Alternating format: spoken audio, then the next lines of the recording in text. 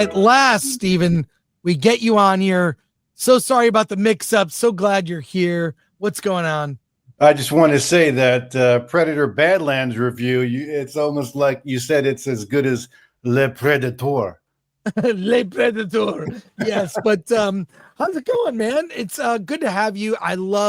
Look, why do I love indie films so much? Part of it is they're not perfect. They're authentic. You can see that they're like birds with broken wings. They might have flaws, but you can see the creativity through the whatever flaws might be. Mostly the flaws are budget related, let's be honest. But tell me about Bittersweet. Well, Bittersweet was a film that I made it with, it was one of those things that you write and you think you want to shoot it in your house, and use your wife and your kids and, just make it on an iPhone as quickly as possible.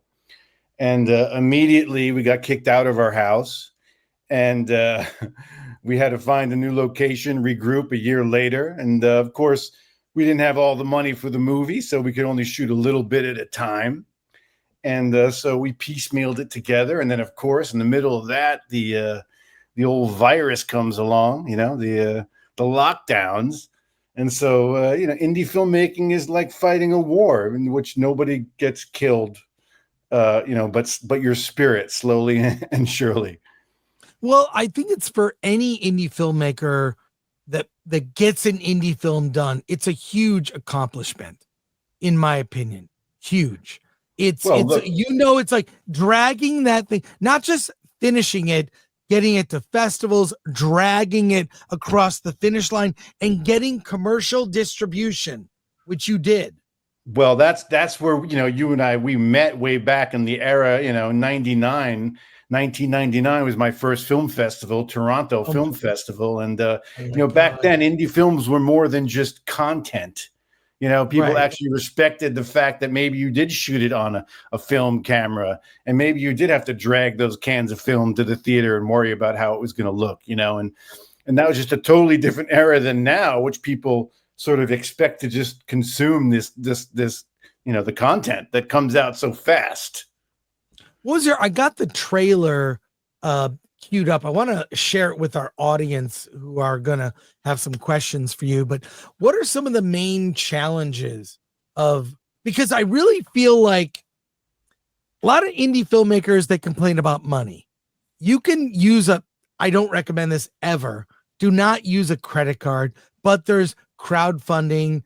There are ways to get movies made. Yeah. Oops. Did you do that? Because I calculated once, if you put 30 grand on a credit card to make an indie movie, do not do this under any circumstance. This is not professional advice. Yes. 30 grand on a credit card. If you pay only the minimum, it'll take you 30 years to pay off and cost you 100 grand. Do not do it under any circumstance. Do not do it. But how did you do it? How did you finance the movie?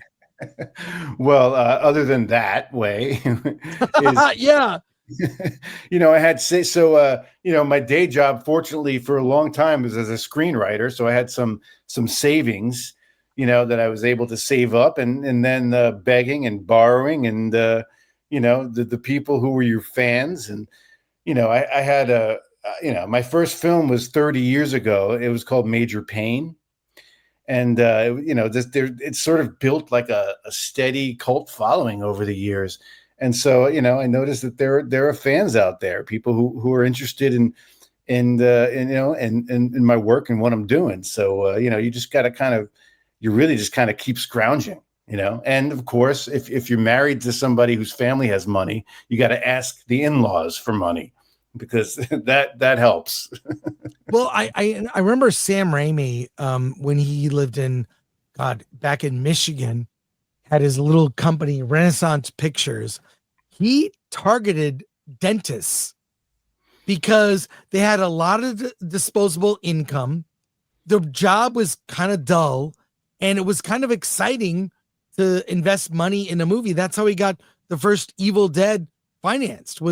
He talked to dentists, said, "Hey, can you invest some money?" So but every filmmaker I know money is not the key factor. You know, there are a lot of rich people or people who have access to money that don't make movies. It is sheer, what I've found, it's sheer will. It is, you will this thing into existence. Perhaps you can confirm. 100, it's 110% of that. Like, you know, it's back 110. You got to turn it up to 111 because it's just there's nothing but that. At some point, you're you know, you're Atlas and Sisyphus at the same time. You know, like you're pushing the boulder, you're carrying the boulder, and nobody cares more than you.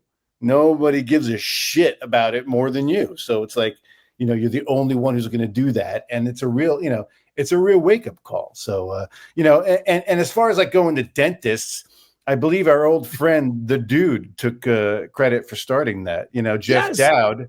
Jeff Dowd is the originator. He did that business model with the Coen brothers on Blood Simple.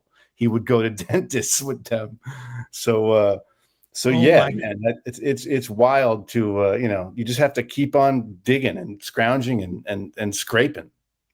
Let's take a look at the trailer for Bittersweet. I've got it queued up here. It's on your YouTube. I found it. Look at that. All right, here we go. Let's go.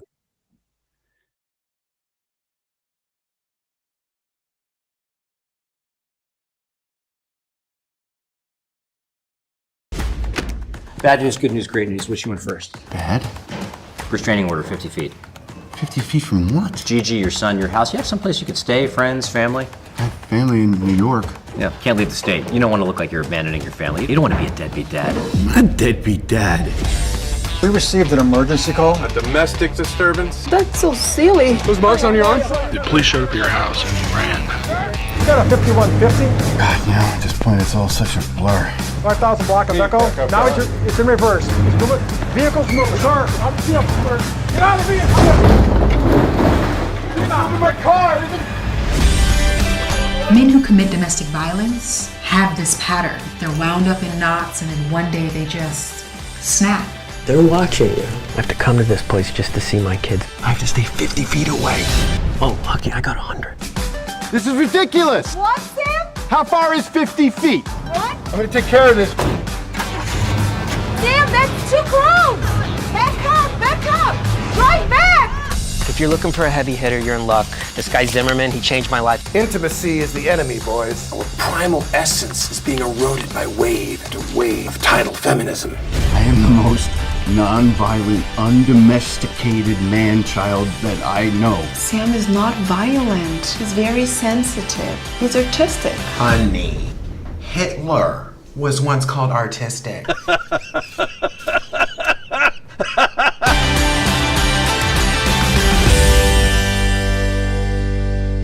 Nice. And you got distribution through Buffalo 8. Yep. The company. And now you can watch it for free on Tubi. Well, I found it. Actually, I found the website here with all the links. Here it is at buffalo8.com/project/bittersweet. Tell me how you got distribution, because that's the thing. Making a movie is one thing, but getting distribution, whole other story. And we have questions. We'll go to questions from our audience, but how did you get this deal? Well, first of all, once you go into distribution, it's a little bit like, it's like asking Dr. Kevorkian to deliver your child to the world. There are sharks in the waters, and all they do is they smell blood, and you're the bloodiest thing around, So I went to all the film markets. I did the film festivals, and you just got to kind of find the right fit. We got different offers, and I've been around the block a few times. Like I said, my first indie film was, won Toronto in '99, and we got theatrical distribution in 2000, from a company called Stratosphere, which was like a small company nobody even remembers now. But like, and then my next film, Lime Life, got released in 2009, and that was like right before the streaming wave. And so, we also won Toronto, and and it had a theatrical release. But now it's like the world is totally different in 2025, so it's like, it's wild to experience it. But it's you got to kind of just figure out, okay, you just want people to see your movie, and now we all watch everything on our phones anyway. I watched Game of Thrones on my phone. I watched fucking The Irishman. It took me a week to watch the fucking Irishman on my phone. I watched it, so it's like, at this point, the notion of the big cinema, I was able to live through it. I've accepted that streaming is just the way it is. Let's go to comments from our audience. So here we go. At a tight runtime of 84 minutes, was there anything you had to cut, or did most of what you shot make it into the final cut? From Adellis24. Oh, good question. So, yes, I did, of course. So I had my screenplay as a screenwriter, of course. This whole world opened up to me in a way where I saw there's so many stories to tell about families who are in the system. And so, of course, I wanted to balance the A story with a B story. So I actually wrote a whole B story that I thought would contrast the main character's sort of lightheartedness with something that was more serious, because it deals with a system and a story that, there's some fucked up stories about people who go through this. DCFS is the Department of Child and Family Services. So they take kids away from families, they deal with abuse, real serious. So I just kind of wanted to, as a writer, I thought, I have to juxtapose these things, this lighthearted situation, which is clearly, an innocent accident. It's Kurt Vonnegut. A guy falls into a ditch he didn't mean to fall into, and now he's got to get out. There's a lightheartedness to it. But then there's a dark kind of Kafka-esque thing going on with the system that controls him. And I thought a darker story would be better to juxtapose it. Anyway, long story short, my first cut of the film was 2.5 hours. I edited it myself because SAG kept all my post-production money. Because if you use SAG actors, they hold your money for a long time. And they get interest on it and they get paid. And I couldn't afford to pay an editor. So I was waiting for my $8,000 to get from SAG to give a real editor. And I just started cutting the movie myself, and I got it down to 2.5 hours. And the answer to your question is then I paid a Blumhouse editor, Ninja. The guy, he made this movie called Unfriended, which is like the best editing I've ever seen. Oh, I saw that. That was fun. It all takes place on the computer screen. It's like he made the whole movie. And I gave him the spine, my 2.5 hour spine. I had all my music. I had all my scenes. My actors had all their moments. As the writer, I had all the lines. And he got it down to 84 minutes, this ninja. And I didn't miss a fucking thing.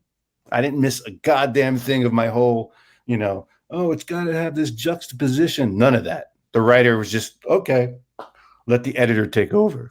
We've got some other comments here. Ololique says, I just watched Major Payne for the first time last year.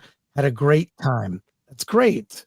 And the nerd far away, hail, Mr. Martini. Do you have a favorite dad joke? Well, I can answer the first comment. I can say I just finished today, actually, by the way. I just finished. I'm on page 101. I finished a screenplay. That's the unofficial sequel to Major Payne. It's my character 30 years later. I wrote a legacy sequel unlike any other. And if you want to know what my character's doing 30 years later, I think you might be able to find out soon, because I just wrote it. I'm going to figure out ways I can shoot it.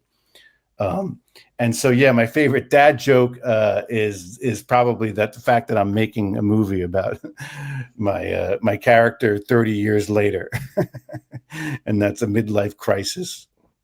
I will not eat the bug, says Steven. Do you think that streaming and deals with platforms like Netflix or Amazon, that might be the future of indie filmmakers? I mean, it's not just, I think it's the present. I think it already exists. And, I think that it's the future is going to be something even wilder than that, honestly. So, I think this is where we are now, and we just have to accept where it is and, keep putting our best foot forward.